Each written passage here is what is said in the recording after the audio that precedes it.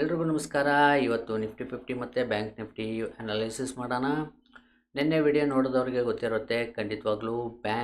Nifty 50 ಮತ್ತು bank ನಿಫ್ಟಿಗೆ ನಾವು ಹೇಳಿದ್ವಿ ಫಸ್ಟು ಇಲ್ಲಿ ಗ್ರೀನ್ ಕ್ಯಾಂಡಲ್ ಬರೋ ಚಾನ್ಸಸ್ ಇದೆ ಅಂತ. ಅದೇ ರೀತಿ ಗ್ರೀನ್ ಕ್ಯಾಂಡಲ್ ಬಂದಿದೆ, ನಿಫ್ಟಿ 50ಯಲ್ಲೂ ಬಂದಿದೆ, ಬ್ಯಾಂಕ್ ನಿಫ್ಟಿಯಲ್ಲಿ ಬಂದಿದೆ. ಬಟ್ ಆ್ಯಕ್ಯುರೇಟಾಗಿ ನಮಗೆ ಇಲ್ಲಿಂದ ನಾವು ಅಂದ್ಕೊಂಡಿದ್ದು ಕ್ಯಾಂಡಲ್ ಬಂದಿದೆಯಾ ಅಂತಂದರೆ ಬಂದಿಲ್ಲ. ಅದನ್ನು ನಾವು ಡೀಟೇಲಾಗಿ ನೋಡೋಣ. ಫಸ್ಟ್ ನಾವು ಹೇಳಿದ್ವಿ ಒಂದು ವೇಳೆ ಗ್ಯಾಪ್ ಅಪ್ ಆದರೆ ಮಾರ್ಕೆಟು ನಾವು ಫಸ್ಟು ಸೆಷನ್ ಮಾರ್ನಿಂಗ್ ಸೆಷನ್ ಬಂದುಬಿಟ್ಟು ಡೌನ್ ಸೈಡಲ್ಲಿ ನಾವು ನೋಡಬೇಕಾಗುತ್ತೆ. ಅದಾದಮೇಲೆ ಕೆಳಗಡೆ ಡೌನ್ ಸೈಡ್ ಆದಮೇಲೆ ಆಲ್ಮೋಸ್ಟ್ ನಮ್ಮ ಟ್ರೇಡ್ ಅಪ್ ಸೈಡ್ ಇರಬೇಕು ಅಂತ. ಅದೇ ರೀತಿ ಆಗಿದೆಯಾ ಅಂತ ನಾವು ನೋಡಿದ್ರೆ ಇಲ್ಲಿ ಗ್ಯಾಪ್ ಡೌನ್ ಆಗಿದೆ, ರೈಟ್. ಗ್ಯಾಪ್ ಡೌನ್ ಆಗಿದೆ, ಅದಾದಮೇಲೆ ಪುಲ್ ಬ್ಯಾಕ್ ಬಂದಿದೆ ನೋಡಿ, ಮತ್ತೆ ಅಪ್ ಸೈಡ್ ಆಲ್ಮೋಸ್ಟ್. ಅದಾದಮೇಲೆ ಈ ರೇಂಜಲ್ಲೆಲ್ಲ ಹೋಗುತ್ತೆ ಅಂತ ಅಂದ್ಕೊಂಡಿದ್ದೆ. ಸಡನ್ಲಿ ಸೆಲ್ಲಿಂಗ್ ಪ್ರೆಷರ್ ಬಂದಿದೆ ನಿಫ್ಟಿ 50ಯಲ್ಲಿ, ರೈಟ್.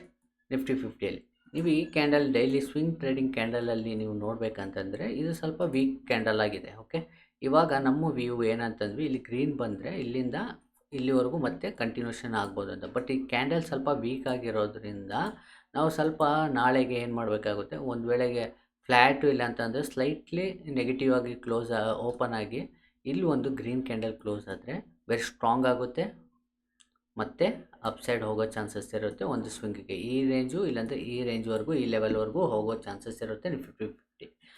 ಬನ್ನಿ ಬ್ಯಾಂಕ್ ನಿಫ್ಟಿ ನೋಡೋಣ. ಬ್ಯಾಂಕ್ ನಿಫ್ಟಿಯಲ್ಲಿ ನಾವು ಹೇಳ್ದಂಗೆ ಗ್ಯಾಪ್ ಡೌನ್ ಆಗಿ ಮೇಲೆ ಗ್ರೀನ್ ಕ್ಯಾಂಡಲ್ ಕೊಟ್ಟಿದೆ. ಡೈಲಿ ಟೈಮ್ ಫ್ರೇಮಲ್ಲಿ ಹೇಳಿದ್ವಿ ಇಲ್ಲೇನಾಗುತ್ತೆ, ನಮಗೆ ಗ್ರೀನ್ ಕೊಟ್ಟಿದ್ರೆ ಇಲ್ಲಿಂದ ಮೇಲೆ ಹೋಗುತ್ತೆ ಅಂತ. ಗ್ಯಾಪ್ ಡೌನ್ ಆದರೆ ಹೇಗೆ ಟ್ರೇಡ್ ಮಾಡ್ಬೋದು ಅಂತ ಹೇಳಿದ್ವಿ. ಸೇಮ್ ಥಿಂಗ್ ನಿಫ್ಟಿ 50 ಬಂದುಬಿಟ್ಟು ಗ್ಯಾಪ್ ಡೌನ್ ಆಯಿತು. ಈ ಕ್ಯಾಂಡಲ್ ನಾವು ಟ್ರೇಡ್ ಮಾಡೋಕ್ಕಾಗ್ತಿರಲಿಲ್ಲ. ಏನಕ್ಕಂದರೆ ಇಮಿಡಿಯೇಟಾಗಿ ಒಂದು ಪುಲ್ ಬ್ಯಾಕ್ ಬಂದುಬಿಡ್ತು ಮೇಲೆ. ಈ ಟ್ರೇಡೆಲ್ಲ ನಾವು ತೊಗೊಳ್ಬೋದಿತ್ತು, ಓಕೆ. ಬಟ್ ಏನಂತಂದರೆ ಈ ಟ್ರೇಡ್ ತೊಗೊಳ್ಳುವಾಗ ಏನಾಗಿರುತ್ತೆ, ಖಂಡಿತವಾಗ್ಲೂ ನಮ್ಮ ಸ್ಟಾಪ್ ಲಾಸ್ ಸೆಟ್ ಆಗಿರುತ್ತೆ, ಓಕೆ. ಕಾರಣ ಏನಂತಂದರೆ ನಿಫ್ಟಿ 50 ವೀಕ್ ಬಂತು, ಮತ್ತು ಬ್ಯಾಂಕ್ ನಿಫ್ಟಿ ಕೂಡ ಅದೇ ಜೊತೆಗೆ ಆಲ್ರೆಡಿ ವೀಕ್ ಆಗಿರೋದ್ರಿಂದ ಮತ್ತೆ ಬ್ಯಾಂಕ್ ನಿಫ್ಟಿನ ಇನ್ನೂ ಕೂಡ ವೀಕ್ ಮಾಡ್ತು. ಬಟ್ ಇವಾಗ ನಾಳೆ ಹೇಗೆ ಟ್ರೇಡ್ ಮಾಡ್ಬೋದು ಅಂತಂದರೆ ನಿಫ್ಟಿ 50 ಮತ್ತು ಬ್ಯಾಂಕ್ ನಿಫ್ಟಿ ಕಂಪೇರ್ ಮಾಡ್ಬೋದು. ಬ್ಯಾಂಕ್ ನಿಫ್ಟಿ ಬಂದುಬಿಟ್ಟು ವೆರಿ ಸ್ಟ್ರಾಂಗ್ ಆಗಿರೋದ್ರಿಂದ ನನ್ನ ವ್ಯೂ ಬಂದುಬಿಟ್ಟು ಅಪ್ ಸೈಡ್ ಇರುತ್ತೆ, ಓಕೆ. ನನ್ನ ವ್ಯೂ ಅಪ್ ಸೈಡ್ ಇರುತ್ತೆ, ಅಪ್ ಸೈಡ್ ಟ್ರೇಡ್ ತೊಗೊಳ್ತೀನಿ. ಬಟ್ ಆದರೆ ಏನಂತಂದರೆ ನಿಫ್ಟಿ 50ನ ರೆಫರೆನ್ಸ್ ಆಗಿ ಇಟ್ಕೊಳ್ತೀನಿ.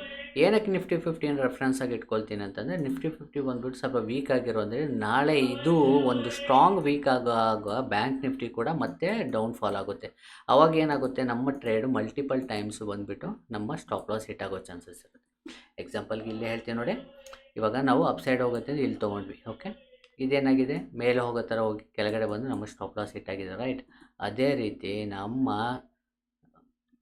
ಟ್ರೇಡಿಂಗ್ ಏನಾಗುತ್ತೆ, ಇವಾಗ ಇಲ್ಲಿಂದ ನಾವು ಮೇಲೆ ತೊಗೊಳ್ತೀವಿ ಅಂತಂದರೆ ಇಲ್ಲಿ ಮಲ್ಟಿಪಲ್ ಟೈಮ್ಸ್ ಇವಾಗ ಮೇಲೆ ಹೋಗುತ್ತೆ ಅಂತಂದರೆ ಕೆಳಗಡೆ ಬಂತು, ಮತ್ತೆ ಮೇಲೆ ಹೋಗುತ್ತೆ ಅಂತಂದರೆ ಕೆಳಗಡೆ ಬಂತು ಅಂತ ಹಿಂಗೆ ಸ್ಟಾಪ್ ಲಾಸ್ ಮಲ್ಟಿಪಲ್ ಟೈಮ್ಸು ನಮ್ಮ ಸ್ಟಾಪ್ ಲಾಸ್ ಹಿಟ್ ಆಗುತ್ತೆ. ಸೊ ಆ ಕಾರಣಕ್ಕೋಸ್ಕರ ನಾನು ರೆಫರೆನ್ಸ್ ಆಗಿ ನಿಫ್ಟಿ 50 ತೊಗೊಳ್ತೀನಿ. ನಿಫ್ಟಿ 50 ವೆರಿ ಸ್ಟ್ರಾಂಗ್ ಆದರೆ ನಾನು ಬ್ಯಾಂಕ್ ನಿಫ್ಟಿಯಲ್ಲಿ ನನ್ನ ಟ್ರೇಡ್ ಅಪ್ ಸೈಡಲ್ಲಿರುತ್ತೆ.